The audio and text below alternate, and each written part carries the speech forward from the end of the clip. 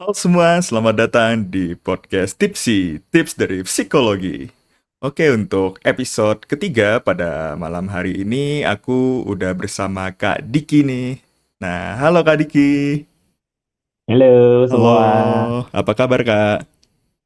sehat, puji Tuhan. Gimana kabarnya Fajar hari ini? Alhamdulillah sehat, sehat Kak. Oke, ngapain aja Kak hari Syukur. ini Kak?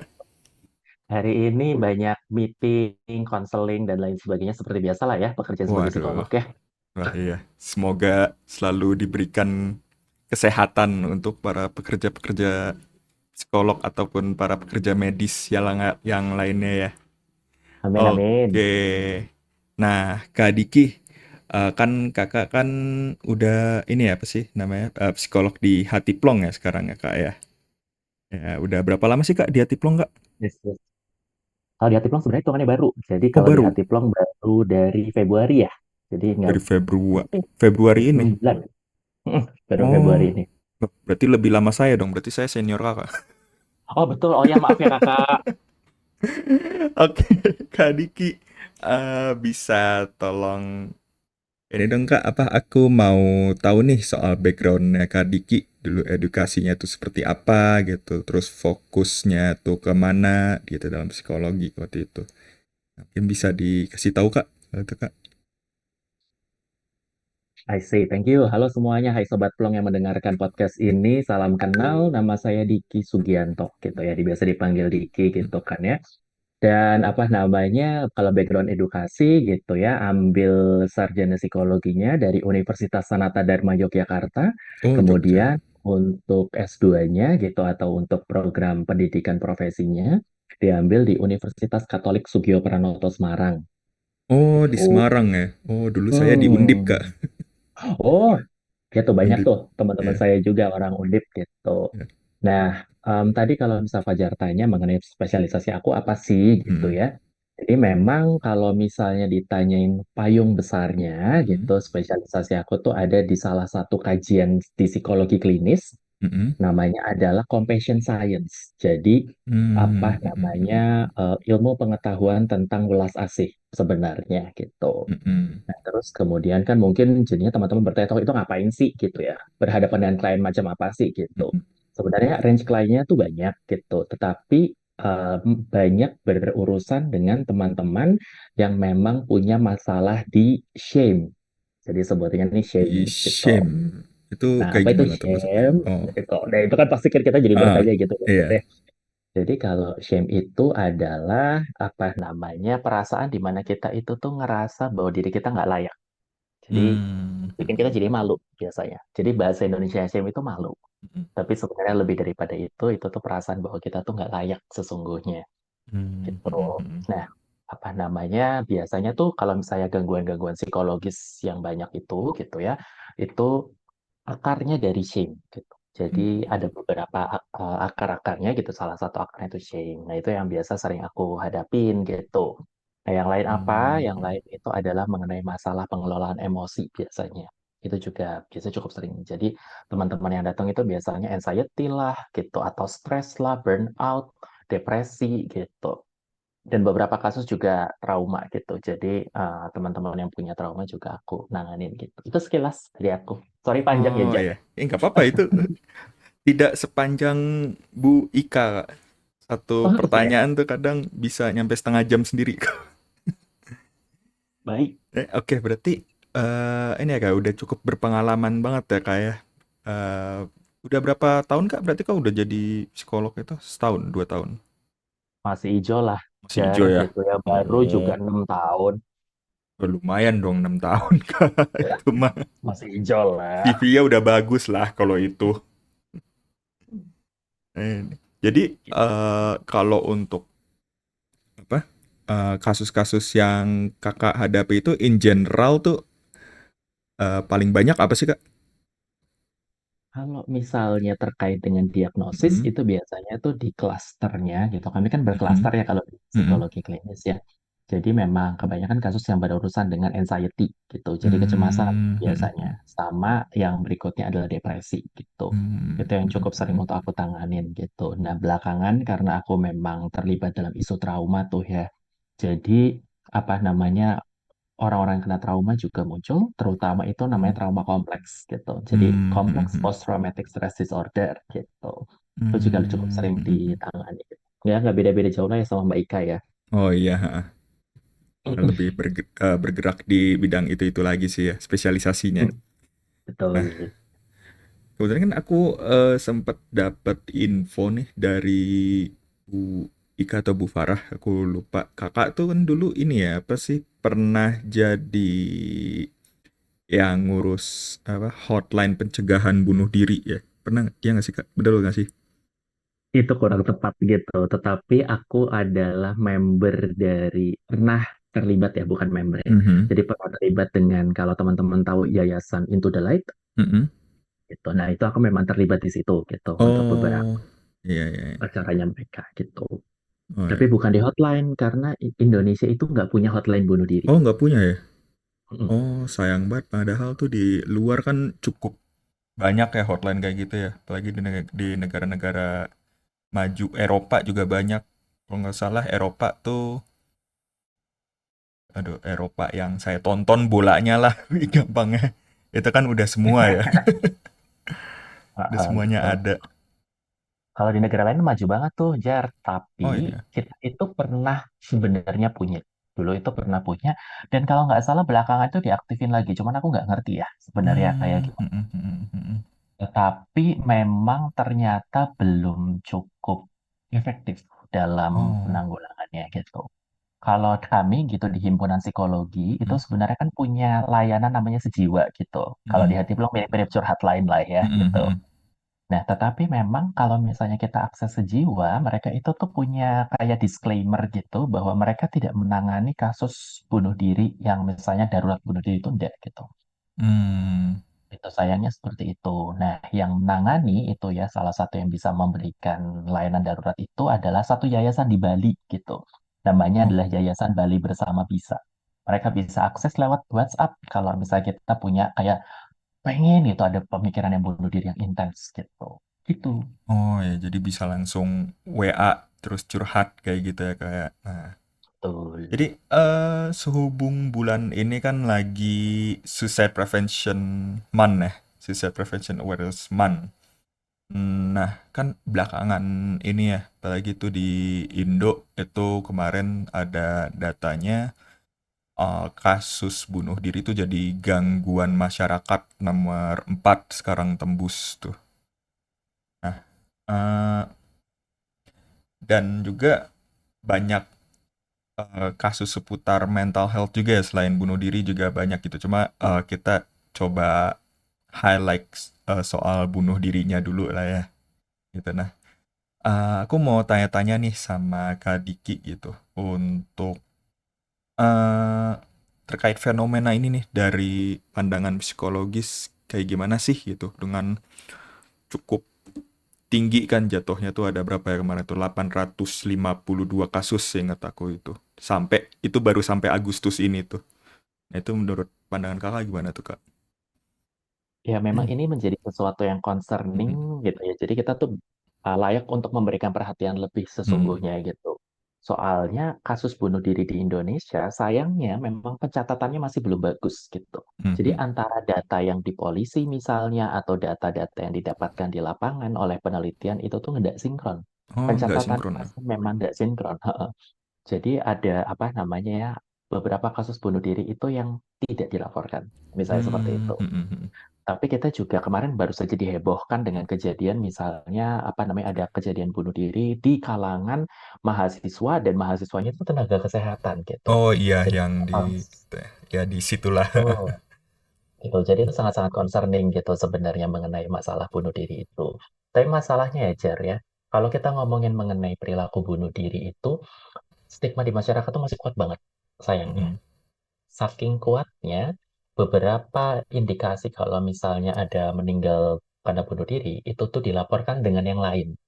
Misalnya adalah sakit atau kemudian penyalahgunaan obat, jadi overdosis Oh. misalnya, gitu. Atau kejadian yang lain gitu. Misalnya, ya entah gimana nutupinnya bisa aja Mhm. gitu. Heeh, heeh. Nah, kejadian ini juga diperparah dengan banyaknya pemberitaan yang membombastis gitu. Jadi, pelaporan di media yang tidak sesuai dengan kaidah bagaimana kita melaporkan bunuh diri sesungguhnya.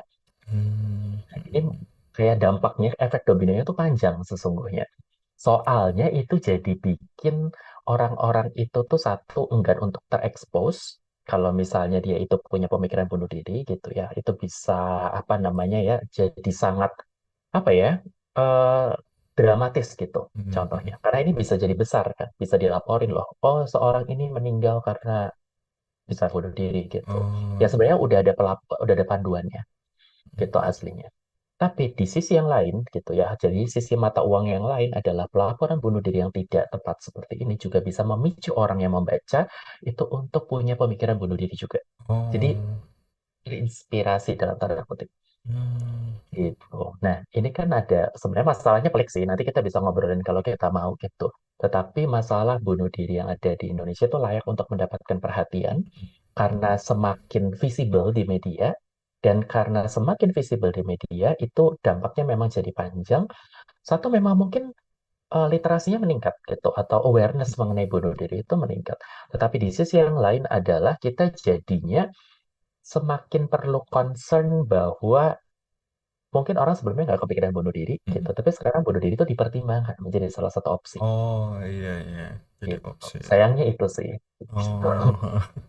Berarti tadi tuh angka tadi tuh sebenarnya tuh bisa jadi lebih banyak ya, kayak Betul, bisa jadi bisa jadi lebih oh banyak. Mm, kayak gitu. Cuma kadang ada juga nggak sih aku tuh suka ngeliat kayak kasus-kasus pembunuhan juga kadang ada banyak tuh dibilangnya oh ini bunuh diri diri padahal sebenarnya pembunuhan gitu. Jadi mungkin bisa lebih banyak atau bahkan bisa lebih sedikit juga ya. Kayak gitu. betul. Oh. Mm. Data pastinya tuh kita nggak pernah ngerti gitu. Aku juga sempet baca itu kayak apa ya? Salah satu penyebab utamanya itu kan kalau di Indonesia itu ekonomi. Aku baca itu kemarin. Kemarin aku yang dari Polri sih. Hmm. Itu backgroundnya ekonomi. Nah, kira-kira gimana sih Kak yang kalau udah menyangkut ekonomi kan emang urusan kalau udah menyangkut urusan dapur orang lah itu kan udah apa ya bener-bener sensitif ya kalau di Indonesia itu ya. Bahkan tuh kalau emang udah nyangkut dapur orang tuh bisa kemana-mana urusannya tuh. Bisa rusuh-rusuh sekalian gitu. Nah mungkin apa ya? Ini yang juga aku suka bingung sih. Aku kan sebagai orang di curhat line ya. Itu tuh kalau ada orang curhat soal dia stres, depresi gitu karena faktor ekonomi. Nah, itu tuh cara menghadapinya gimana sih, Kak? Hmm. Nah, mungkin sebelum kita masuk kayak cara menghadapi atau Mhm. tips praktisnya seperti apa gitu ya, ini ada satu hal penting yang pengen aku highlight juga sih, Fajar gitu. Karena kalau misalnya kita tadi dengan stigma bunuh diri yang sangat besar yang ada di Indonesia, maka kita seringkali mensimplifikasi atau kemudian menyederhanakan bahwa perilaku bunuh diri itu disebabkan oleh faktor tunggal. Hmm. Seperti misalnya kayak tadi gitu, oh ini apa namanya, dalihnya masalah ekonomi, putus cinta gitu biasanya. Itu Mhm. yang paling cukup sering untuk dilaporkan. Tetapi yang perlu untuk kita ketahui bahwa perilaku bunuh diri itu lebih kompleks daripada itu sesungguhnya. Gitu. Mmm. Karena kompleks, maka tipsnya itu pun tidak bisa kayak mudah begitu saja gitu. Misalnya gini, kalau anggaplah kita ngelihat bahwa oh ini tuh karena masalah ekonomi sehingga dia itu tuh akhirnya tuh misalnya meninggal karena bunuh diri. Tetapi kan kita juga bisa apa ya, melihat fakta Mhm yang lain mhm gitu. mhm Misalnya ada orang kok yang sama-sama terlilit masalah ekonomi, tetapi dia itu tuh jadinya bukan bunuh diri. Mungkin ada mhm. perilaku yang lain yang sama-sama tidak ada priv gitu ya. Tapi ujungnya kok nggak bunuh diri. Kenapa ya? Itu kan yang kemudian Mmm. jadi apa namanya pertanyaan kita. Karena kalau misalnya kita mau ngomong mengenai perilaku bunuh diri, sebenarnya itu tuh kompleksitasnya adalah dari diri orangnya sendiri. Itu mungkin punya faktor kerentanan, kami menyebutnya gitu. Jadi Mhm. risk factors. Dari lingkungan terdekat itu juga ada kerentanan. Dan dari sistem yang lebih besar itu juga ada kerentanan. Kemarin ambil Mmm. contoh misalnya tadi gitu ya. Oh, orang itu dilaporkan karena dia itu tuh masalah ekonomi. Sehingga dia itu tuh bunuh diri gitu. Kalau kita membayangkan, orang itu bisa sampai menyakiti dirinya, karena aku setuju sama Mbak Ika soal ini gitu. Setiap manusia itu punya dorongan di dalam dirinya untuk bertahan hidup sebenarnya toh. Tapi Mhm. kok bisa dia itu tuh ingin untuk apa namanya misalnya mengakhiri hidupnya sendiri gitu ya. Kalau bahasa zaman sekarang adalah unsubscribe dari kehidupan gitu ta. Heeh. Nah, kenapa Aku bisa baru dengar gitu? malah. Oh gitu ya, aduh, berarti saya lebih Gen Z daripada Fajar. Anyhow, kalau misalnya kita ngomong kayak gitu, kita jadi bisa melihat bahwa dia itu sebenarnya kan ngerasa buntu banget. Mhm. Dia ngerasa buntu, terus kemudian dia juga ngerasa bahwa apa namanya beban atau luka yang dia terima itu tuh sangat besar. Ada satu teori mengenai perilaku bunuh diri itu yang sangat-sangat ini ya, sangat-sangat populer dan sangat-sangat influential gitu. Yaitu adalah biasanya orang itu tuh merasa awalnya gitu ya, awalnya pengen bunuh diri itu tuh karena dua hal. Yaitu yang pertama ketika dia itu ngerasa bahwa itu jadi beban. Udah kalah, udah terluka, udah kelilit utang, jadi beban pula untuk orang-orang di sekitarnya, untuk orang-orang yang penting. Mmm. Yang kedua adalah ketika dia itu ngerasa bahwa dia itu sendirian di dalam apa namanya ya, dia menjalani kehidupannya. Jadi kalau kita bayangin gitu ya, udah kelilit utang, bikin malu keluarga contohnya, atau bikin malu dirinya sendiri, terus kemudian dia pun jadi nggak punya orang rasanya yang bisa ngedukung. Apa luka yang dia terima gitu ya, itu akan menjadi lebih hebat. Dan susah untuk apa ya, susah untuk ditanggung ibaratnya gitu. Maka ujungnya adalah nanti dia jadi kayak pikir kayak udahlah ngapain lagi hidup. Mmm, mhm mhm. Nah, itu bisa jadi kan kasusnya yang terjadi akan jadi seperti itu gitu. Ditambah lagi kalau misalnya ternyata tuh dia masih belum memiliki cara untuk memelihara kesehatan mental yang baik gitu. Jadi dia akan lebih rentan untuk mengalami bunuh diri. Maka kalau misalnya kita lihat sampai sejauh ini ternyata tuh lebih banyak dan lebih kompleks kok sistemnya seperti itu.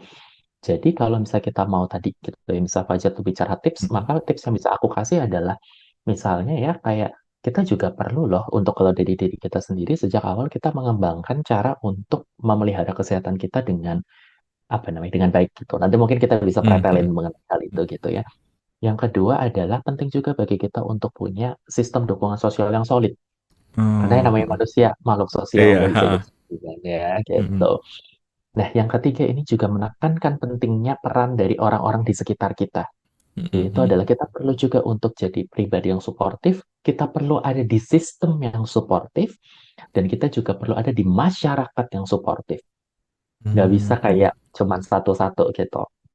Nah, ini yang akan Oh, menjadi heeh. lebih ribet bahasannya sih, karena kita akan ngerentet kemana-mana. Tapi to put it simple itu kayak gitu. Oh, itu jadi, salah satu cara untuk, cara mencegah di awal juga ya, Kak, ya? Dari awal kayak gitu juga ya? Oh, ya ya. Hmm. By the way, aku juga dapat data yang cukup menarik ini, Kak. Ini dari WHO tahun 2023 sampai 2022 sampai 2023. Ada 720.000 orang meninggal karena bunuh diri setiap tahun, dan data lain dari WHO itu menunjukkan bahwa pria 2 kali lebih banyak meninggal karena bunuh diri daripada perempuan. Nah, ini kenapa bisa begini nih, Kak? Dan menurut Kak Diki Menarik ya. pandangan gimana? Nah, ini menarik banget gitu kasusnya gitu kan. Tetapi memang ada beberapa studi gitu ya, Mhm, meskipun WHO itu kan secara keseluruhan, gitu. Tetapi ada beberapa studi di tempat-tempat tertentu, justru perempuan yang memang lebih banyak mhm, untuk meninggal karena bunuh diri. Tapi oke lah gitu, itu mungkin di beberapa kasus di Indonesia kita nggak tahu pasti gitu. Tetapi kita apa namanya tadi pertanyaan itu menarik gitu. Kenapa ya kok kalau misalnya laki-laki itu cenderung lebih meninggal karena bunuh dirinya lebih besar? Jadi di balik data itu, sebenarnya itu kita bisa belajar sesuatu yang lain gitu. Yakni kalau perempuan tingkat percobaan dan tingkat pemikiran bunuh dirinya itu ditemukan lebih besar daripada laki-laki. oh, Tapi tingkat meninggal karena bunuh dirinya itu memang lebih besar laki-laki. Kenapa itu terjadi? Karena ada beberapa hal, dan ini terkait dengan peran gender laki-laki. Kalau misalnya laki-laki itu dianggapnya dia itu tuh lebih apa ya agresif contohnya, mhm, atau kemudian dia itu tuh cenderung lebih bisa melakukan sesuatu dan aksesnya dia terhadap sesuatu itu lebih besar. mhm, Maksudnya sesuatu ini apa? Jadi kalau misalnya di Amerika Serikat misalnya, dia itu punya lebih banyak akses terhadap hal-hal yang bisa membunuh. Contohnya adalah pistol mhm, misalnya. Dan karena lebih banyak akses ke situ dibandingkan dengan perempuan dan dia lebih berani karena tadi ya lebih agresif, lebih impulsif kan apa namanya apa ya namanya ya stereotipnya gitu. Jadi maka dia akan lebih berani kalau seandainya dia punya pemikiran bunuh diri yang intens untuk melukai dirinya sendiri. Dan juga apa namanya dia jadi merasa lebih getting used atau lebih ya kalau misalnya sakit tuh biasalah buat cowok karena cowok kan biasa harus tough. Mhm, mhm. Maka sensitivitas rasa sakitnya itu tuh bisa untuk lebih tinggi gitu. Sorry, malah lebih rendah ya gitu. Jadi Mhm. kayak dia makin nggak peka dengan rasa sakit, maka ketika dia mau menyakiti dirinya, dia lebih tahan gitu. Mmm, Jadi faktor mhm. psikologisnya itu sebenarnya seperti itu. Karena ada tadi ya derajat masculinity itu, kalau orang itu dituntut harus jadi begini begitu, kalau laki-laki gitu. Yang kedua adalah akses yang lebih besar, dan yang ketiga adalah laki-laki itu cenderung untuk lebih melakukan hal-hal yang risky. Mungkin Mmm, teman-teman juga mhm. kalau yang dengerin podcast ini atau Fajar gitu ya, pernah tuh ngelihat ada meme-meme gitu kan. Oh Iya, bedanya heeh. laki-laki sama perempuan. Kalau laki-laki itu tuh benerin AC aja tuh nggak pakai tangga, nggak pakai pengaman, ya udah dia langsung bener-bener aja lewat Mhm, keluar mhm, jendela. mhm. Atau hal-hal Oh, yang kayak Daredevil, iya, yang heeh, benar-benar hal yang risiko. Nah, itu heeh. sebenarnya jadi salah satu risk factor. Karena ketika kita punya pemikiran bunuh diri yang intens, itu kan kabur banget loh semuanya. Kita cuma pengen Mhm, kayak mhm. udah kita mati aja gitu. Dan dia juga Mhm. mau lebih untuk melakukan hal yang berisiko. Sementara kalau misalnya perempuan kita bisa melihat apa namanya lebih calculating, lebih hati-hati gitu. Karena Mhm. secara kultural juga dituntutnya adalah oke, kamu nanti akan menjadi orang yang ada di rumah. Karena menjadi lebih ada di rumah berarti kamu harus bisa prepare everything. Kalau misalnya cowok kan lo harus pergi keluar cari kerja gitu. Mhm. Maka terus kemudian dia lebih banyak terpapar dengan stimulus di luar Di ruangan luar, gitu heeh. kan. Yang buat dia jadi kayak lebih punya banyak ide untuk mengakhiri hidup. Misalnya. Mmm, Lebih mhm. terpapar dengan hal-hal yang berisiko. Dan memang ya beberapa orang itu ngapa ya? Ya kan cowok lah ya, nggak usah banyak pengaman lah ya. Kalau misalnya apa namanya banyak memperhitungkan ini itu bawel banget sih kayak cewek. Oh, iya. Kan ada juga yang kayak gitu. Heeh, Kalau heeh. ya, mau persiapan gitu, ih ribet banget sih lo kayak cewek. Gitu. Mmm, mhm, Yang simpel-simpel aja deh. mhm. Gitu. Sayapnya, oke lah, gue tertekan nih. Biar simpel gimana ya? Ya udah mati aja. Bahasa kasarnya kayak gitu. Mmm, Gitu. Jadi lapisan untuk mengambil keputusannya itu tuh lebih tipis dibandingkan perempuan. mmm, mhm. Apalagi kita juga tahu ya caranya kalau misalnya cowok kan dituntut untuk menjadi kepala, dituntut Iya, jadi heeh. pemimpin gitu, yang harus mengambil keputusan dengan cepat gitu. Maka dari itu meskipun beberapa orang mungkin terbiasa untuk memikirkan banyak kayak oke untuk mengambil keputusan A berarti pemikiran ini. Mhm, Tetapi untuk orang-orang yang lain, terutama orang-orang yang lebih impulsif dan lebih risk taking gitu ya, dia itu juga akan jadinya itu lebih cut gitu. Layer untuk mempertimbangkan sesuatu itu lebih tipis. Jadi ya udah gitu. Yung gitu. Jadi makanya cobaan bunuh diri pada laki-laki kadang-kadang itu most likely kasusnya itu lebih intens gitu. mmm, Lebih banyak gitu. Karena memang aksesnya lebih banyak, diri-dirinya sendiri pun lebih apa ya, punya impulsif, modal dalam heeh, tanda kutip punya itu. modal. Punya modal untuk kemudian meninggal gitu. Jadi kalau dia mencoba bunuh diri sekali itu bisa langsung lewat gitu biasanya dibandingkan dengan perempuan. Itu cerita di balik data itu. Oh, iya, iya, iya. Jadi, tapi walaupun gitu kayak belum tentu laki-laki tuh pasti kan yang sering ada diobrolin di masyarakat atau di sosmed-sosmed gini, apalagi meme-meme yang sigma male gitulah pokoknya. Kelihatannya tuh kayak pria tuh bebannya lebih berat daripada wanita. Ya, nggak juga padahal ya. Tergantung orangnya masing-masing juga kan ya kayak. Nah, Betul, itulah jeleknya toxic masculinity ya kan. Nah, betul. ngomongin soal toxic masculinity nih dan mungkin kan stereotype atau narasi yang masih atau sering kita denger itu kan kayak tadi tuh laki-laki nggak boleh cengeng, kayak kalau ribet dikit atau banyak ngomong dikit kayak cewek lu digituin kan gitu ya. Jadi kayak membangun stigma tuh kalau laki-laki tuh nggak boleh apa harus kuat loh, lu tuh nggak boleh apa sih nggak boleh banyak ngeluh lah atau ya apalah sampai ada beberapa mungkin ada yang berpikir ya, jadinya laki-laki kalau kasar agresif tuh kayak dilumrahkan gitu. Namanya juga cowok gitu. Nah, kalau menurut Kak Diki gimana tuh Kak? Stigma masyarakat I kayak see. gitu. Ini menarik gitu ya, sebelum Sigma itu tuh dikenal di kalangan Gen Z gitu ya, dan Gen Alpha gitu ya, kita sebelumnya mengenal apa yang disebut dengan laki-laki alpha Mm, gitu. Jadi apa, biasanya orang itu tuh berusaha mengejar adalah I'm the alpha gitu. mm, Itu sebenarnya padanannya dari kelompok serigala kan gitu. Kalau yang alpha itu yang akan jadi pemimpin di depan mm, gitu. Sementara nanti dia akan diikuti oleh beta gitu atau gamma yang lain sebagainya gitu. Terus narasinya jadi bergeser gitu ya, karena sekarang itu tuh soft boy itu tuh lebih diizinkan untuk ada di masyarakat. Nah, terus mm, sebelumnya kayak gimana gitu kan kita jadi berpikir tuh gitu. Sebelumnya memang seperti tadi Fajar bilang gitu, yaitu kalau misalnya ada apa namanya, ada tolok ukur maskulinitas laki-laki itu tuh seperti apa. Jadi, oke kalau misalnya orang yang maskulin gitu ya atau cowok yang beneran gitu, dia akan menjadi provider. mm, Misal, dia akan menyediakan untuk keluarga gitu. Dia menjadi resource acquisitor gitu. Jadi dia akan mengambil resource. Dia akan mencari keluar sumber daya untuk dibawa pulang ke rumah. Terus kalau misalnya laki-laki, dia yang akan menjadi protektor. Dia yang akan menjadi orang yang melindungi keluarganya. Itu biasanya arketip atau narasi-narasi mengenai laki-laki. Nah, yang disebut laki-laki itu seperti apa.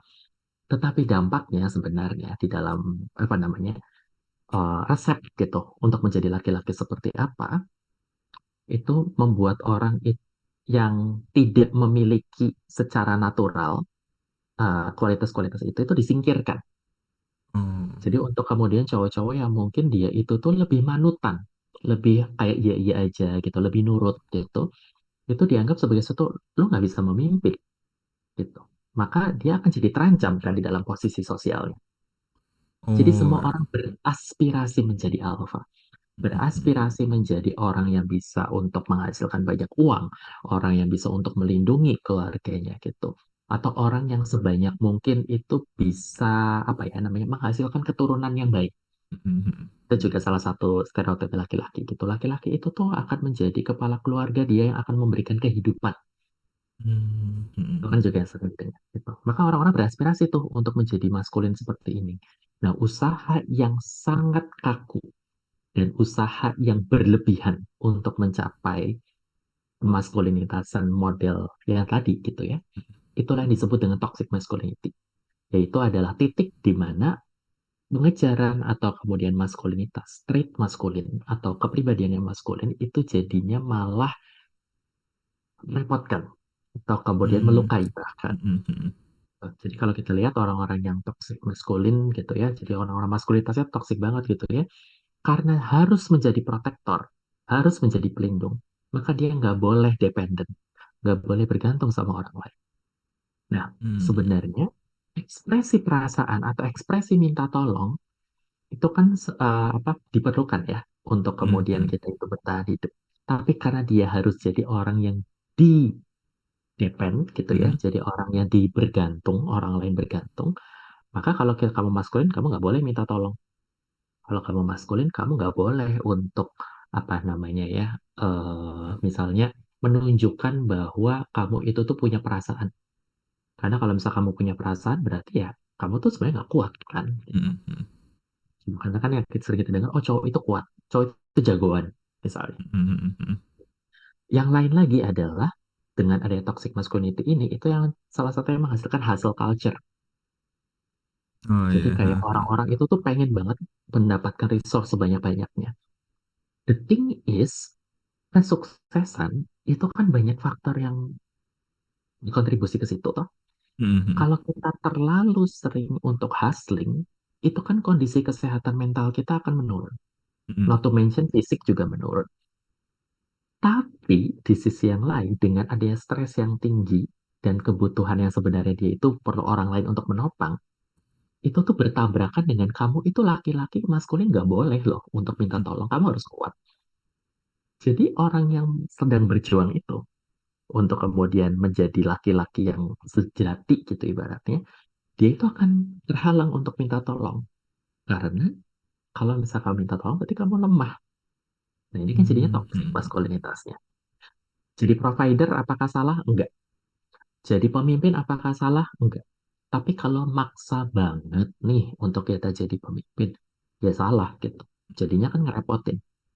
Nah, bayangkan kalau misalnya tuh ada orang yang memang dia itu nggak punya privilege lah ya. hmm, Bapaknya bukan siapa-siapa, keluarganya bukan siapa-siapa gitu kan ya. Misalnya dari keluarga yang sederhana biasa-biasa aja gitu. Terus dia datang untuk kemudian menjadi laki-laki yang diinginkan perempuan. Oh, hmm, laki-laki dengan perempuan itu laki-laki yang tajir. Laki-laki yang jadi pemimpin. Laki-laki yang beberapa orang itu menganggap laki-laki yang sangat-sangat religius. Tapi motivasi awalnya adalah karena aku ingin diterima. Dan aku harus maskulin. Dia mengejar itu semua. Berusaha keras untuk dapat duit. Berusaha keras untuk jadi saleh misalnya. Berusaha keras untuk bisa melindungi sebanyak mungkin orang. Kan itu capek loh ngejar itu. hmm. Terus kemudian nggak ada yang support. Karena nggak boleh disupport kan. Oh iya, heeh. Menurutku dia. Jadi dia akan ngerasa kayak tadi, yang memicu bunuh diri itu kan salah satu perasaan bahwa dia itu sendirian. Tapi Hmm, bebannya itu kebanyakan. Kalau saya tidak kaya, kalau saya tidak soleh, kalau saya itu tidak, apa namanya, tidak laki-laki, maka hmm. saya itu berarti akan jadi mempermalukan baik diri saya dan juga orang-orang di sekitar saya. Oh iya, jadi merasa kehilangan perannya dia gitu ya. Salah satunya itu. Heeh, heeh. Jadi kan dia akan luka dengan semua tuntutan yang dia terima, tapi nggak ada support. Ya udah gitu. Jalan satunya apa dalam hal itu? Ya misalnya bunuh diri gitu. Hmm, hmm, Kan udah hmm, bener-bener udah nggak ada kelihatannya saat itu nggak ada jalan keluar lagi hmm, gitu. hmm. Dan karena udah terbiasa toughen up gitu ya, ya udah lo harus kuat gitu ya. Ya lo harus kuat nanggung lukanya juga. Jadi kalau misal lo sakit karena misalnya proses menyakiti diri untuk mencapai kebebasan, why not? Hmm, hmm. Lakukan itu. Nah, itu yang Oh iya. jadi lebih ribet gitu.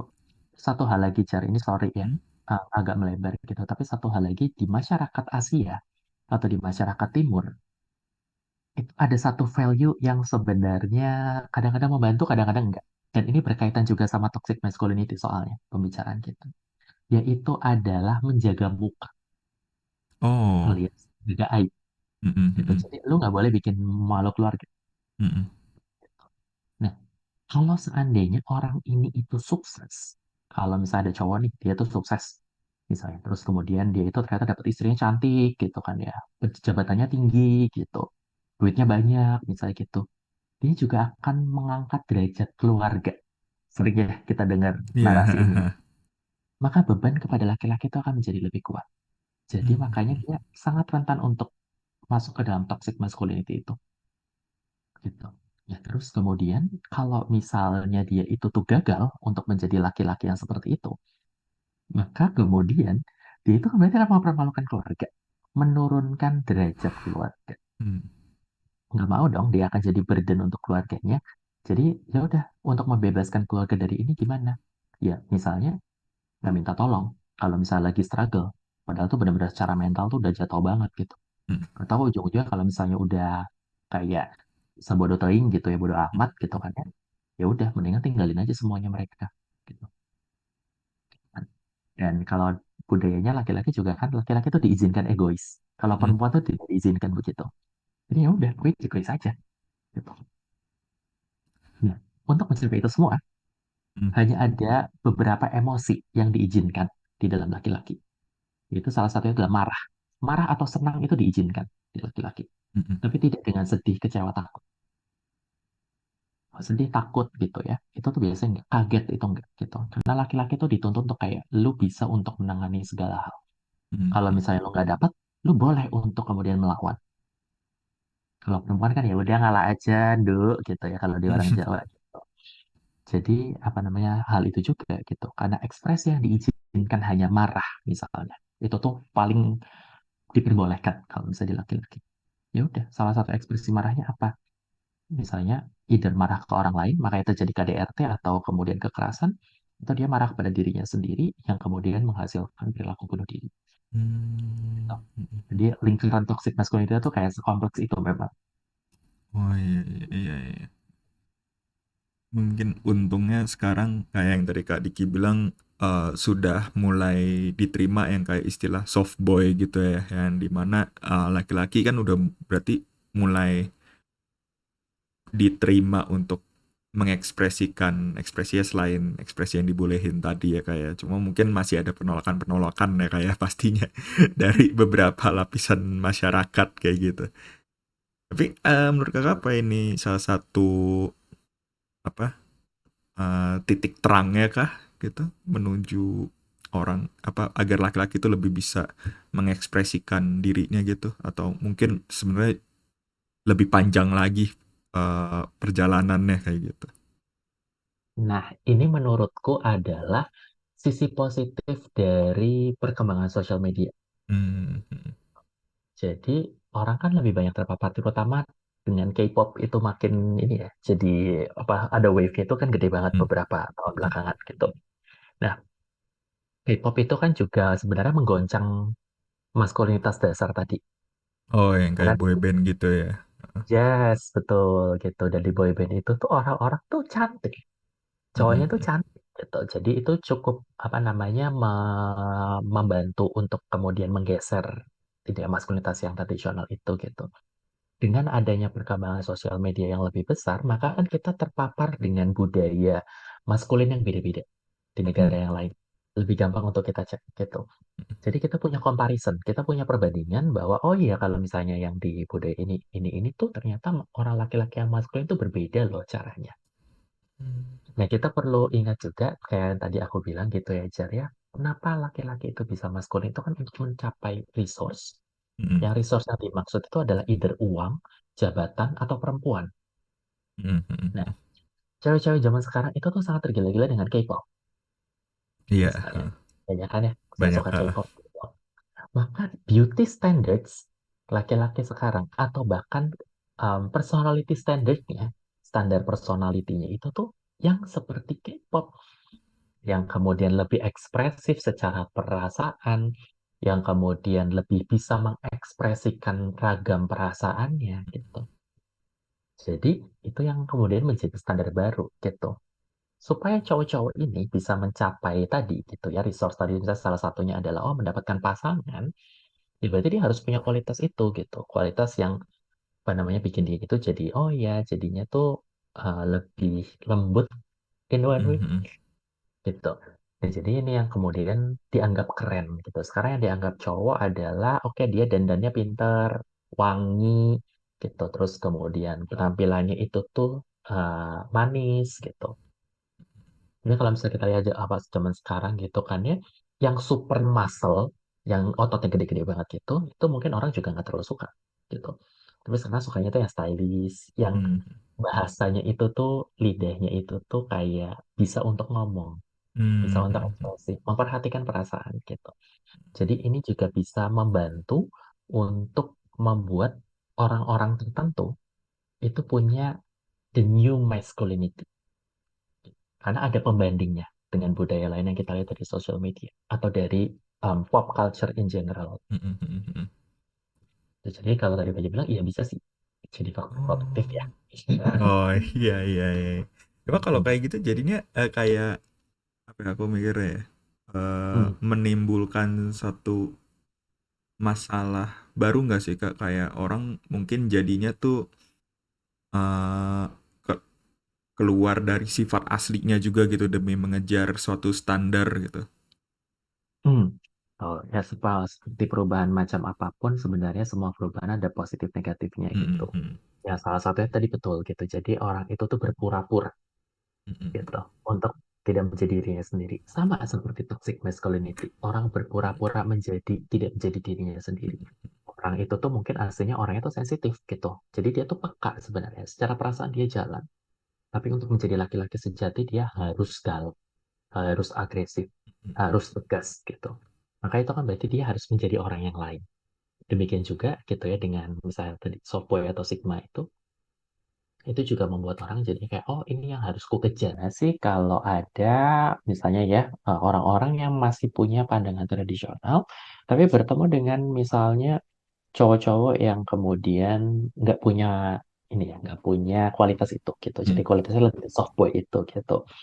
Untuk orang-orang yang apa namanya ya, masih punya pandangan tradisional itu bahwa cowok ini harus begini begitu, yang cenderungnya toxic itu, jadi toxic masculinity, dia akan memandang bahwa cowok-cowok yang soft boy ini itu menjadi sesuatu ancaman. Kayak kan cowok nggak semestinya begitu ya. Jadi sisi negatifnya lagi adalah memang untuk cowok-cowok yang soft boy dia bisa untuk dibully juga. Mhm, Gitu. Kayak ini tuh kayak lingkaran setan gitu loh. Jadi ada satu mhm, standar, orang-orang mau mencapai hal itu, tapi dia harus menjatuhkan yang lain gitu kan. Tapi sepanjang mencapai tidak semuanya kesehatan mentalnya baik. Terus mhm, kemudian orang-orang yang tersisihkan ini juga akhirnya punya kesehatan mental yang buruk gitu. mhm, Jadi mhm, kayak mhm, apa namanya, meskipun ada titik terangnya, tapi juga kita perlu sadar dengan banyaknya tantangan-tantangan yang mungkin dihadapin gitu sih. mhm. Dan ini nggak bisa dihindari juga ya, Kak, ya? Betul. Oke. Keniscayaan soalnya. Oh, iya sih, heeh. Nah, ngomong-ngomong soal gender nih, Kak, Hmm. ini maaf ya, Kak, ya, tapi ini dari penglihatan aku, kalau psikolog itu kan dari apa ya, yang aku lihat itu kebanyakan cewek nih, Kak. Maaf Hmm. nih kalau tersinggung kayak gini. Enggak kok, Ini aku tidak tersinggung, aku biasa aja. ya, ini observasi pribadi aja nih, Kak, by the way. Nah, kan banyakan cewek ya. Nah, eh apa namanya? Nah, kalau dari pengalaman Kak Diki nih, dari klien itu suka milih-milih nggak sih, Kak? Aku maunya psikolog yang cowok, aku maunya psikolog yang cewek gitu, dan kayak gitu, Kak. Apalagi kan Hmm. kalau dari aku ya, dari curhat line sendiri, rata-rata tuh banyak aku ngituinnya tuh cewek gitu. Dan ada beberapa tuh yang nanya dulu, kamu cewek atau cowok gitu. Kalau aku jawab cowok, tiba-tiba left the chat kayak gitu. Oh Kadang gitu. ya, kadang ada beberapa sih gitu. Cuma kadang kebanyakan nggak nanya, cuma yang paling banyak curhat cewek sih. Gitu. Kalau Kak Diki gimana tuh, Kak? Ada nggak kira-kira yang kayak gitu? I see.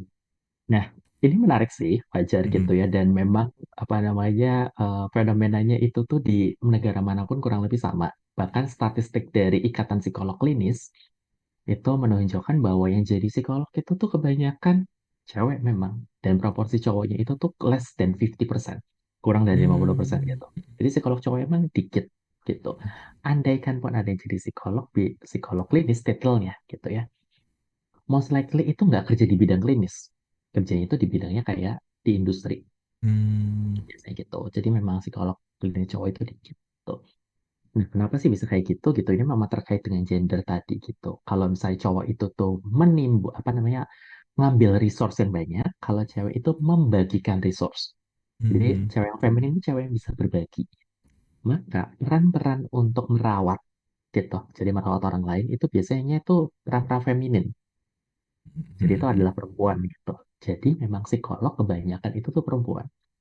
Dan orang-orang itu, orang-orang yang kemudian memandang bahwa oh perempuan itu tuh yang akan menjadi figur yang merawat, dia itu akan mencari konselor atau psikolog yang perempuan juga. Mhm. Gitu. Nah ini memang banyak terjadi, soalnya bahkan ada temanku yang cowok juga, ketika kemudian aku suggest untuk pergi ke psikolog, ternyata itu tuh dia juga milih gitu. Iya kalau aku ke psikolog, aku nyamannya sama yang cewek. Nah, kenapa? Gitu. Terus habis itu dia bilang bahwa iya kalau misalnya cewek kan kayaknya bisa ngedengerin ya, terus habis Mhm. itu bisa mendukung secara emosional Oh, gitu. gitu. Heeh. Jadi itu memang menjelaskan pertanyaan Pokemon yang tadi Fajar temukan gitu ya pas waktu Mhm. di curhat lain. Are you a boy or a girl gitu. Mhm, mhm. Karena memang banyak orang milihnya lebih nyaman dengan cewek karena tuh cewek itu fokusnya adalah merawat. Kalau cowok kan tadi gitu cenderungnya destruktif ya. Nah, Oh, agresif. iya, heeh. Jadi mereka pasti pikirannya udah kayak takut dijudge gitu ya. Atau takut Betul. diomelin segala macem gitu. Padahal enggak, guys, aku baik hati, guys. Tenang aja. Ya kan? Dengar teman-teman, itu Fajar itu sangat baik hati ya. Jadi jangan tanyakan pertanyaan Pokemon itu pada Fajar. Iya, itu. Gitu. Oke, kita lanjut ke sesi 2. Ini aku udah ngumpulin beberapa pertanyaan, Kak. Ini ada pertanyaan dari follower dan juga ada beberapa pertanyaan dari curhat lain. Nah, mungkin di pertanyaan pertama ya, ini mengarah ke yang tadi nih, toxic masculinity nih. Mm-mm. Nah, mau nanya Kak, aku cowok, kebetulan suka fashion, shopping, dan suka pakai skincare juga. Pokoknya jaga penampilan lah gampangnya. Tapi masih aja aku dapat komen kok cowok suka shopping, sok fashionable, pakai skincare kayak cewek aja. Nah, emang salah ya aku begini? Ya, ini menarik dan kemudian sering kita temui terutama Hmm, dengan tadi perkembangan sosial media yang begitu pesat. Jadi kita sekarang itu pengennya kan kayak ya udah kan banyak juga brand skincare. Jadi terima kasih sudah berkontribusi terhadap industri skincare di skincare. Indonesia ya siapapun yang bertanya gitu kan. Nah, kalau misalnya ditanya salah atau enggak gitu ya, Hmm, pertanyaan berikutnya adalah seperti ini. Kalau seandainya cewek itu tuh ke bengkel untuk ganti oli, salah nggak? Kan enggak hmm, gitu. Atau kemudian kalau misalnya apa namanya cowok itu tuh pergi untuk makan es krim, salah enggak? Ya enggak juga. Gitu. Tapi kan kita sering melihat bahwa bengkel itu terasosiasi dengan maskulinitas, es hmm, krim atau sesuatu yang manis itu terasosiasi dengan femininitas gitu. Jadi ya nggak salah gitu. Kalau ditanya salah atau enggak salah gitu. Tetapi masalahnya adalah kita hidup di masyarakat yang memang masih punya value itu. Value maskulinitasnya itu toxic gitu. Jadi apa namanya kalau kita itu tuh fashionable sedikit, hmm, hmm, kita mungkin dianggapnya bencong gitu. hmm, hmm, hmm. Padahal bencong itu kan jadinya apa namanya merendahkan ya gitu. Jadi apa namanya itu akan mengundang respon negatif dari masyarakat juga gitu. Tapi kalau misalnya tidak salah ya enggak salah juga gitu. Itu kan perilaku merawat diri gitu dan itu kan ekspresi diri gitu. Asalkan dilakukan dengan cara yang proper gitu ya nggak masalah gitu. Tapi yang jadi salah kan bisa terlalu berlebihan tidak pada tempatnya. Hmm, hmm, Yang hmm. mengundang respon negatif dari orang lain kan kita sebenarnya berarti tidak membuat aman diri kita sendiri ya Hmm, hmm, hmm. gitu. Gitu. Itu kok Hmm. nggak salah nggak salah Kenapa? nggak salah nggak salah nggak salah. Ah, Untuk ya. tadi yang tanya sama kamu Ya, gitu. boleh Kak, merawat diri itu self care, jadi it's okay, bagus Mm-mm. justru. Dan soal bengkel tadi aku ini tuh apa namanya? Aku punya beberapa teman bengkel. Kebetulan aku dulu anak bengkel. Oke, Sempet lah. maskulin sekali ya Fajar. Stigmanya begitu. Oke. Kayak teman aku tuh yang punya bengkel tuh kalau ngelihat cowok datang ke bengkel, oh ya udah servis, ganti oli paling. Tapi kalau udah cewek yang ke bengkel tuh bawaannya, ini pasti mau turun mesin nih." Soalnya apa ya, Oke. banyak cewek-cewek itu yang males ganti oli ngomongnya tuh. Stigmanya seperti itu. Padahal kan ada juga banyak lah seharusnya ya cewek yang merawat kendaraannya ya. Hmm. Ganti oli berkala, wahai. Siapapun lah itu. Mau cowok mau cewek ganti oli berkala ya kawan. Nah, next ini ada yang cukup menarik nih Kak. Nah, jadi hai Kak, aku cowok dan suka cosplay. Nah, kalau cosplay kan perlu make up, jadi aku belajar make up dikit-dikit dan aku dapat komen dari keluargaku, kok beli make up kayak cewek aja sampai aku dikira gay. Padahal Hmm. aku cosplay juga karena emang seneng dan biar bisa ngedate sama cewekku juga. Oh, ceweknya mungkin cosplayer juga nih ya. Gimana ya kasih pengertian ke orang tuaku kalau ini nggak buat aku gay. Nah, itu gimana tuh? Apalagi keluarga ya, keluarga kan kadang lebih susah gitu ya yakinin nih. Nah itu gimana tuh Kak?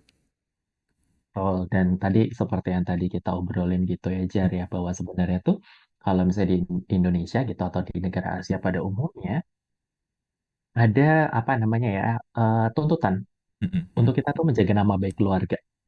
mm, Gitu. Jadi takut kehilangan muka gitu. Jadi bisa jadi keluarganya yang tadi bertanya itu juga takut untuk kemudian keluarga dicap gitu misalnya. mm, mm, mm, Kalau misalnya, kok anaknya homo sih gitu misalnya gitu. Nah, tapi sebenarnya kalau kita melihat uh, sejarahnya make up gitu. Yang pertama kali pakai make up itu cowok. mm. Oh Belum iya. akhirnya dipopulerkan untuk cewek, betul, gitu. Jadi kayak ancient atau di Tiongkok kuno, itu Mhm. make up itu digunakan oleh cowok untuk merias dirinya sehingga dia itu tampak eh apa ya namanya ya, orang kaya misalnya. Jadi kan Mhm. kalau orang kaya kan memang mulus, karena nggak banyak kerja Mhm. kasar kan. Kalau Iya, misalnya heeh. penguasa-penguasa misalnya. Dan juga di beberapa Indian gitu, jadi Indian kuno itu, make up itu digunakan juga untuk yang banyak menggunakan make up itu cowok. Jadi cowok itu banyak pakai eyeliner gitu.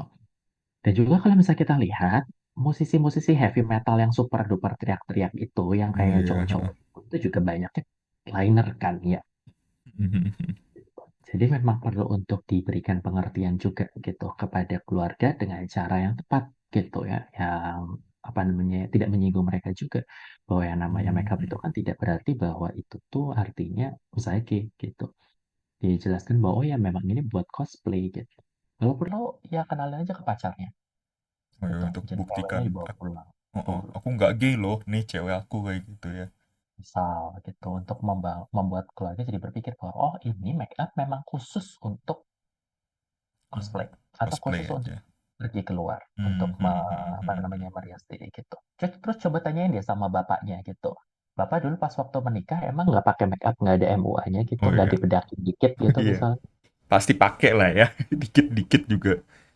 Iya. Kayak gitu. Emang foto studio gitu kan nggak pakai make up ya muka kita burik sekali ya saudara-saudara. Iya. Aduh, kadang tuh penghulu aja pakai make up kok. Kayak gitu. Nah, tuh apalagi kan. Kok dulu juga mau kelihatan keren dong di foto. Nah, iya. Gitu. Oke. Next, ini ada pertanyaan lagi. Kak, aku pernah ada di posisi yang kepikiran pengen bunuh diri dan aku coba cerita ke ortu aku, tapi ortuku malah nyalahin aku gara aku jauh dari agama, jarang sholat dan lain-lain dan malah maksa aku untuk ke pesantren. Sedih banget rasanya minta sarannya dong Kak. Nah ini sering kejadian nih Kak di ya keluarga-keluarga Indonesia sih. Saudaraku juga pernah ngalamin kayak gini. Kayak gitu. Nah kira-kira nih eh, kayak gimana sih Kak caranya untuk membuat orang tua tuh lebih apa ya, lebih peka akan isu seperti ini gitu. I see. So, apa kalau misalnya ada yang mengalami hal yang seperti itu gitu, first of all, aku juga turut prihatin gitu ya, karena berarti bisa sampai ada pemikiran bunuh diri. Kalau dari tadi kita obrolin, berarti bebannya kan berat banget sebenarnya. Mhm. Mungkin rasanya kayak nggak ada yang bisa untuk menolong, rasanya sendirian gitu. Mau minta tolong tapi malah dijudge sama orang tua, Mhm. dikatain kurang sholat gitu. Padahal kita juga tahu bahwa orang-orang yang paling religius sekalipun itu juga bukan berarti nggak punya pemikiran bunuh diri, gitu lah sebenarnya. Maka yang perlu kemudian kita ingat bersama adalah kita itu lagi sakit. Hati kita sangat terluka. Kondisi kita itu sangat menghimpit. Mungkin sekarang itu rasanya kayak semuanya itu buram dan gelap.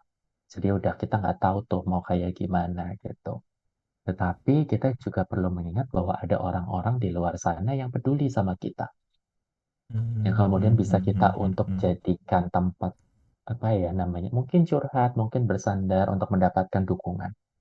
Sama seperti kalau misalnya orang lain meminta dukungan dari kita, kita pun juga kan pasti akan mendukung. Jadi ada juga orang di luar sana yang sebenarnya peduli dan akan Mhm. mendukung. Dan jangan ragu untuk minta bantuan. Baik itu dari misalnya teman-teman kah, atau kalau perlu profesional untuk kemudian minta mendukung kita di saat-saat yang sulit. Dan kemudian kalau misalnya memang apa namanya kita juga aku tidak mau mengabaikan fakta bahwa kita sebagai orang Indonesia kita juga adalah agama yang ini ya apa masyarakat yang religius ya. Jadi kalau misalnya kita perlu untuk ngadu sama Tuhan itu juga ya bisa lakukan aja. Sehingga terus Mhm. kemudian mereka juga bisa melihat gitu orang-orang yang ngejudge kita tidak beragama gitu ya. Kita juga sebenarnya rely on sama Tuhan kok. Tetapi mungkin mereka nggak bisa lihat. Justru orang yang ngelihat-ngelihat itu, yang memperlihatkan bahwa mereka religius itu kan yang patut dipertanyakan. Heeh. Jangan-jangan misalnya dia tuh toxic masculinity misalnya, kayak tadi gitu kan ya. Mhm. Jadi tetap aja untuk kemudian bisa mendukung diri kamu gitu ya, dan kemudian juga mengingat bahwa ada orang-orang yang peduli kok sama kita. Dan carilah bantuan. kayak kamu nggak sendirian gitu ya. Rasa sakit itu bisa untuk ditanggung bersama. Aku nggak jamin ya rasa sakitnya Mm, hilang mm, mm, gitu ya, tetapi rasa sakitnya bisa untuk ditanggung bersama. mm. At least Gitu. make you feel better lah ya. Mm-mm, Gitu. gitu. Jadi makin kuat. Oke, terakhir ada yang minta tips nih soal tips praktis untuk menjaga kesehatan mental diri sendiri kayak gitu. Kayak self care dan coping mechanism untuk mencegah pikiran-pikiran bunuh diri gitu. Gimana sih baiknya gitu. Yang paling efektif gitu. Oke. So, sebenarnya ini tuh sering didengar, tetapi sulit dilakukan sayangnya kalau dari pengalaman aku di ruang praktek gitu ya. Jadi kita itu sebenarnya perlu untuk merawat diri gitu. Nah, merawat diri tapi kan orang bilang kayak ah ya udah kalau misalnya merawat diri mungkin aku perlu untuk makan dessert atau aku perlu pakai skincare misalnya Hmm, contohnya gitu. Iya, itu merawat diri, tetapi kita perlu untuk paham bahwa lebih daripada itu. Jadi, ada beberapa jenis untuk kita merawat diri. Mari kita coba untuk cek satu persatu dan kemudian kita akan pretelin tips praktisnya apa aja gitu. Perawatan diri yang pertama adalah perawatan diri fisik. Ini kesannya trivial atau kesannya klise, tapi sebenarnya sering banget kelupaan. Yang dimaksud dengan merawat diri fisik itu berarti kan adalah makan, tidur, mandi, itu teratur. hmm, Jadi tidurnya cukup, makannya bergizi gitu. Terus kemudian mandi gitu.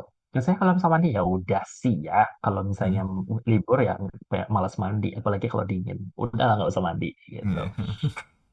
Tetapi itu sebenarnya adalah bentuk kita memelihara kesehatan diri kita dan memelihara diri kita. Jadi otak kita itu terbiasa untuk punya konsep bahwa at least aku tuh mencoba untuk merawat diriku. Hmm, Jadi pentingnya mandi itu mungkin kita nggak kotor, iya benar nggak kotor gitu. Tapi fungsinya adalah sebenarnya untuk membangun mindset kita. hmm, Nah, perawatan fisik yang berikutnya itu adalah misalnya kita itu tuh kalau punya kondisi kesehatan, itu kita mengikuti anjuran dokter. Kalau minum suplemen itu tuh yang sewajarnya aja. hmm. Gitu. Jadi untuk para cowok tolong jangan di-abuse itu ya kreatinnya atau kemudian whey proteinnya gitu. Nah, yang berikutnya adalah limit substance gitu. Jadi kita kadang-kadang kan mungkin tergantung sama rokok atau tergantung sama kopi atau tergantung pada substance yang lain gitu. Itu perlu untuk dilimit gitu. Kenapa begitu? Kenapa ini penting untuk menjaga kesehatan fisik kita? Pernah nggak sih kita nyadar kalau kita tuh lagi sakit jadi lebih gampang cranky? Hmm. Ya, gampang aja deh. Hahaha. Kalau lapar. Kalau lapar pasti pengen marah, jadi Hmm, hungry kan.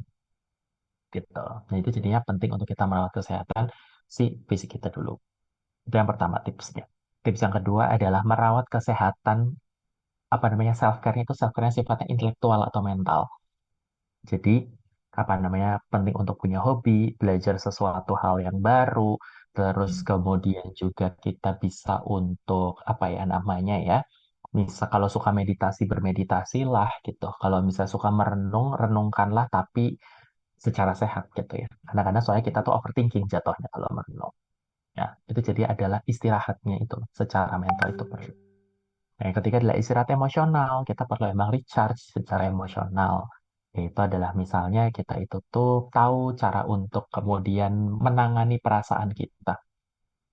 Ini hmm, juga rasanya itu tuh puitis. Tetapi nggak semua orang itu tuh ternyata sanggup untuk bisa hmm, berhadapan dengan perasaannya.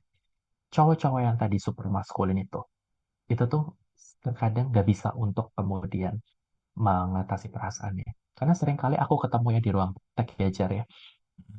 Ada cowok-cowok nih gitu ya datang kepadaku, misalnya adalah keluhannya terkait dengan percintaan. Kenapa ya gue jomblo mulu gitu. Ternyata isunya itu adalah memang dia sendiri pun nggak kenal perasaannya apa. hmm, Kamu, kamu bayangin nggak sih kamu masuk ke dalam suatu relasi sama cowok, dia hmm. itu kagak tahu perasaannya apa. Percaya nggak kalau misalnya dia bilang aku sayang kamu? Hmm. Enggak dong ya, gitu kan. Lo aja kagak tahu perasaan lo gimana, lu tuh ngomong-ngomong kalau misalnya lo sayang sama gue gitu kan ya. Dia kan apa dia bahkan nggak ngerti gitu. Karena tidak tahu perasaannya, orang yang tidak bisa untuk memegang perasaannya itu akan cenderung jadinya reaktif, bukan responsif. Jadi kalau misalnya marah bisa meledak-ledak, kalau misalnya nangis bisa tantrum, kalau misalnya takut sekalian nggak usah, misalnya gitu. Gitu, itu yang jadi permasalahan berikutnya. Maka kita penting untuk bisa mengelola perasaan kita dengan baik. Dan aku bisa paham bahwa ini nggak gampang, terutama Mhm. buat cowok-cowok ya yang dengerin podcast ini. Itu tuh nggak mudah memang, karena kita perlu untuk berlatih. Dan seringkali orang juga kalau misalnya cowok-cowok, ya gue udah tahu kok perasaan gue apa. Gitu kan gue stoik ya gitu, gue Mhm. penganut stoicism gitu, maka kemudian ya udah gue tapi tetap tenang gitu. Permasalahan berikutnya adalah kalau misalnya kita mau ngomong mengenai kesehatan emosional, kita juga bisa untuk bertemu dan mengelola perasaan. Sering kali yang terjadi adalah kalau orang itu merasakan suatu perasaan, dia itu tuh punya alasan atau punya cerita di otaknya. Jadi dia itu mengintelektualisasi. Iya, gue ngerasa ini karena ini ya, misal gitu. Apakah itu buruk? Enggak, itu baik juga Mhm. untuk kasus tertentu. Tapi seringkali itu menghindari dia dari untuk merasakan perasaannya. Karena nggak bisa dirasain perasaannya, pasti responnya nggak tepat. Mhm. Mhm. Mhm. Bisa tepat sih, cuman biasanya itu menimbulkan juga problem di area yang lain. Bisa begitu. Jadi penting juga untuk kita bisa in touch sama perasaan kita sesungguhnya. Yang selanjutnya juga kita perlu juga belajar untuk menikmati perasaan-perasaan positif. Apa tuh? Kenapa tuh aneh banget gitu? Siapa juga yang nggak suka happy, Mhm. kan ya? Tapi pernah nggak sih ketemu sama orang yang ngomong kalau misalnya, ih iya ya, kenapa ya gue happy banget hari ini, nanti bakalan ada apa ya? Tapi realita itu Oh. pernah terjadi, memang ada orang-orang yang seperti itu. Kalau dia happy, dia itu akan mempertanyakan ini bertahan sampai kapan, terus kemudian bakalan ada apa yang terjadi gitu. Jadi kita juga perlu untuk menikmati perasaan-perasaan yang menyenangkan Mhm. untuk merayakan kehidupan. Karena bagaimanapun kehidupan itu tuh kan sebaiknya layak untuk dihidupi, bagus kalau bisa dirayakan. Nah, jadi itu juga merayakan atau merasakan hal-hal yang positif itu menjadi sesuatu yang penting. Tuh. Nah, yang berikutnya juga melakukan hobi.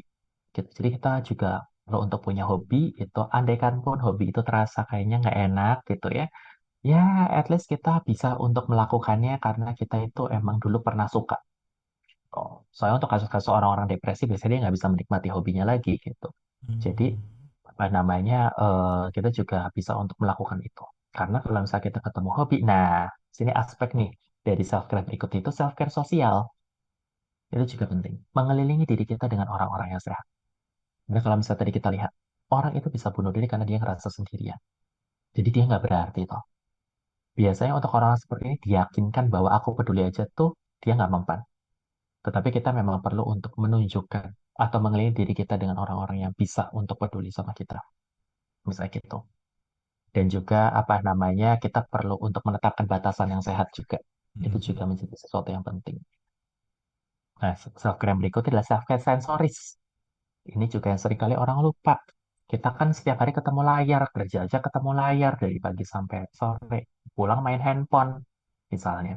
Nah, itu juga kita perlu untuk punya batasan. Close itu jalan-jalan kalau perlu lihat yang hijau-hijau atau kemudian menenang apa namanya kita jadi nggak kena terlalu banyak sinar biru misalnya gitu. Mhm. Itu juga bisa. Nah, terus juga ini yang tadi terkait dengan oh bunuh diri kebanyakan gara-gara faktor ekonomi gitu. Kita juga penting untuk bisa memahami kondisi finansial kita. Soalnya kalau misalnya kita tuh juga gak punya relasi yang sehat dengan uang, itu akan menimbulkan satu stresor juga. Kalau kita kaya 7 turunan sih nggak masalah gitu. Tapi Mhm. kalau misalnya resource kita terbatas, kita perlu untuk bijak. Gitu. Dan yang terakhir yang paling counterintuitif gitu ya, yang mungkin jadi kontroversi juga gitu ya. Kita juga penting untuk menjaga kesehatan spiritual kita. Tapi yang dimaksud dengan menjaga kesehatan spiritual itu bukan kita itu semata-mata menjalankan kewajiban agama, tetapi adalah benar-benar bagaimana caranya kita bisa terkoneksi sama Tuhan. Jadi kalau misalnya kita memang bisa sholat atau kemudian berdoa gitu, pertanyaannya adalah apakah kita sungguh-sungguh bisa menikmati sholat itu atau tidak? Atau jangan-jangan ini hanyalah sebuah rutinitas belaka. Kalau rutinitas belaka gitu itu tidak akan membantu kita. Karena kita jadi nggak bisa untuk merenungi eksistensi kita di dunia ini tuh sebenarnya seperti apa.